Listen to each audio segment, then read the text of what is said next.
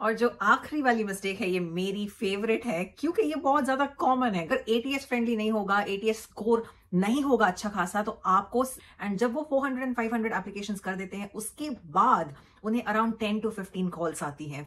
Hey guys, welcome back to our channel Peter Mickey's vlog. So in today's video हम आपके साथ cover करने वाले हैं some of the biggest mistakes जो मोस्टली एप्लीकेंट्स कैंडिडेट्स कर रहे हैं while applying for a job with the visa sponsorship. Regardless कि आप इंडिया से अप्लाई कर रहे हैं या यूके से अप्लाई कर रहे हैं, आप स्टूडेंट हैं, आप डिपेंडेंट हैं, आप कौन सी ऐसी मिस्टेक्स कर रहे हैं जिसकी वजह से नहीं मिल रही है वो job with the visa sponsorship जो आपकी ड्रीम जॉब है। Let's cover that. So every week हम पिक कर रहे हैं 2 lucky people to get a one-to-one call with us to get a chance to clear your doubts and clear your questions.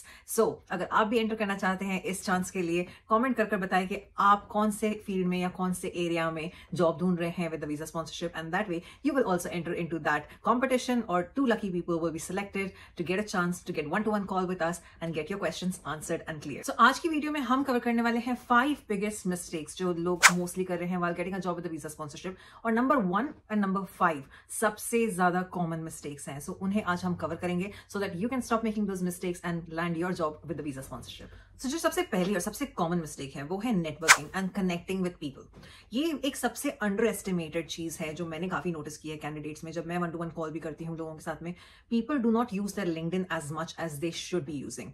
You need to connect with people. जो बंदे already काम कर रहे हैं उन कंपनीज में जहां पर आप चाहते हैं job with the visa sponsorship, उनके साथ कनेक्ट करें, उनके साथ एक रैपो बिल्ड करें और उन्हें बताएं कि why you want to work for their company, what you can bring in for their company and for their team, और ऐसे आप अपना नेटवर्क बिल्ड करें। क्योंकि होता क्या है ना कि you have to build that connection with people who are already in that area, in that company, so that they can be your advocates, और वो आपके बिहाफ पर आपको सेल कर सके ताकि जब पोजीशन अवेलेबल होती है वो आपके लिए बात कर सके, वो आपके लिए एडवोकेट्स बन सके and try and help you to get that particular job. Because don't forget, when one job comes out with visa sponsorship, there are so many applicants, और अगर आपने वो नेटवर्किंग बिल्ड की है with someone within the company, it will help you a lot. मैं आपको एक simple सा एग्जांपल देती हूँ। I was on a coaching program with a very senior director within my company, and that female actually told me the power of networking is so important and it's so big कि जब आप एक कमरे में नहीं होते हो खुद, when you have got people who talk for you,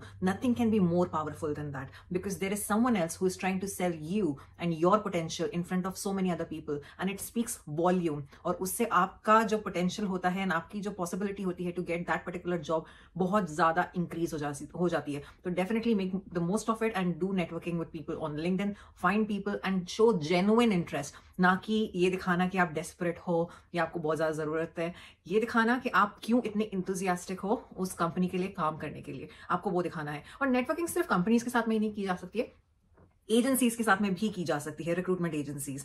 सो हम काफी सारी इन्फॉर्मेशन शेयर करते हैं about recruitment agencies on our Instagram pages. अगर आप वहां पर नहीं फॉलो करते तो वहां पर जरूर से फॉलो करें। हम किसी को पर्टिकुलरली ये नहीं कर रहे हैं सेल कर रहे हैं, मेरा किसी के साथ में कोई लिंक नहीं है, बट आप एजेंसीज के साथ में भी रैपो बिल्ड कर सकते हैं to try and get ahead of the game and ahead of other candidates. तो जो दूसरी कॉमन मिस्टेक है जो एप्लीकेंट्स को खुद को कई टाइम रियलाइज नहीं होती है वो है उनका सीवी। पीपल डोंट रियलाइज कि उनका सीवी वेल ऑप्टिमाइज नहीं है या वेल ऑर्गेनाइज नहीं है या एटीएस फ्रेंडली नहीं है। गाइस, अगर एटीएस फ्रेंडली नहीं होगा, एटीएस स्कोर नहीं होगा अच्छा खासा, तो आपको इंटरव्यू के कॉल्स आने ही नहीं वाले हैं। So you have to make sure कि आपका सीवी वेल ऑप्टिमाइज्ड है, एटीएस फ्रेंडली है, एटीएस स्कोर अच्छा है। अगर आपको नहीं पता कि एटीएस कैसे चेक करते हैं आपका सीवी का एटीएस स्कोर, कमेंट्स में लिखकर बताओ। I will come back with a detail video to try and share more information on that. ये बहुत ज्यादा इंपॉर्टेंट है। And power of cover letter भी होना बहुत इंपॉर्टेंट है, because that adds up and makes you look like a professional person. तो जो अगली सबसे बड़ी मिस्टेक है वो है lack of preparedness for the interview. कई टाइम होता है कि कैंडिडेट इतने एक्साइटेड हो जाते हैं कि उन्हें इंटरव्यू कॉल आ गया, they completely forget to prepare for the interview.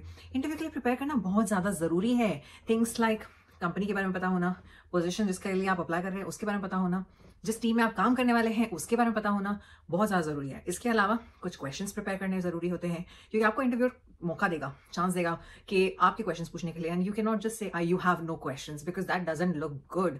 You should be asking questions like career progression possibility क्या है, क्या इंक्लूजन्स है, क्या बेनिफिट्स है, टीम कितनी बड़ी है। You should be asking some good question. So उसके लिए भी प्रिपेयर करना बहुत जरूरी होता है ताकि आपका इंटेलेक्ट लेवल उन्हें दिख सके।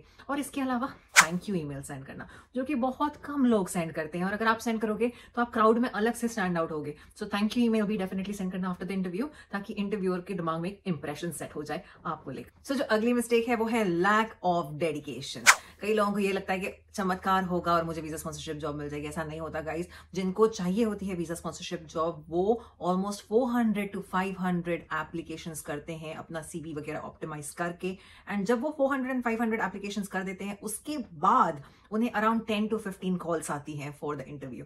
सो आप रेशियो देख रहे हैं कि कितना ज्यादा डिफरेंस है, कितनी ज्यादा एप्लीकेशंस करने पड़ते हैं और फिर जाकर आपको कितने इंटरव्यूज आते हैं, इतना बड़ा डिफरेंस। सो आपको डेडिकेशन रखना बहुत जरूरी है।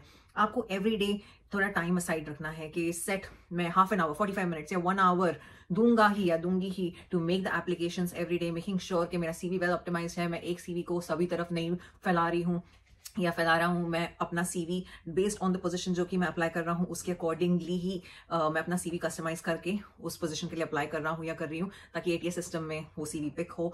पूरा डेडिकेशन दिखाएं, क्योंकि भूलिए मत, कुआं प्यासे के पास नहीं आता, प्यासे को कुएं के पास जाना पड़ता है। So make sure to make that little effort, क्योंकि अगर आप एफर्ट डालोगे तो 100% आपको वीजा स्पॉन्सरशिप जॉब मिल ही जाएगी। और जो आखिरी वाली मिस्टेक है, ये मेरी फेवरेट है, क्योंकि ये बहुत ज्यादा कॉमन है गाइज, जो कि है not applying for job that are eligible for visa sponsorship. ये सबसे बड़ी मिस्टेक है। सो आपको मेक श्योर करना है कि जब आप जॉब अप्लाई कर रहे हैं, वो वीजा स्पॉन्सरशिप के लिए एलिजिबल है भी कि नहीं, ये चेक करना बहुत जरूरी है। आपको पता ही होगा कि वीजा स्पॉन्सरशिप जॉब के लिए पर्टिकुलर जॉब्स ही लिस्टेड होती हैं। अगर आपको नहीं पता तो मैंने डिस्क्रिप्शन में लिंक डाल दिया है उसका, उस लिस्ट का, तो आप वहां पर जाकर चेक कर सकते हैं।